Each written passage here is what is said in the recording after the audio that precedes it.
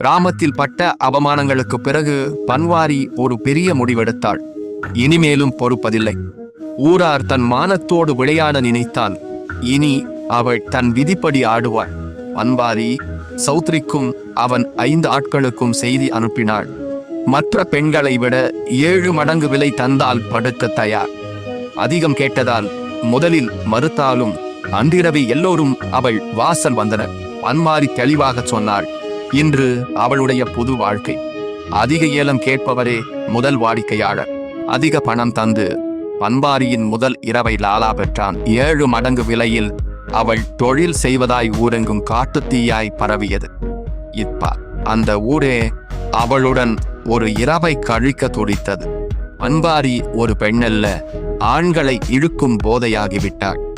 எல்லோரும் வாய்ப்புக்காக காத்திருந்து கிடைத்ததும் ஆசையை நிறைவேற்றிக் கொண்டனர்.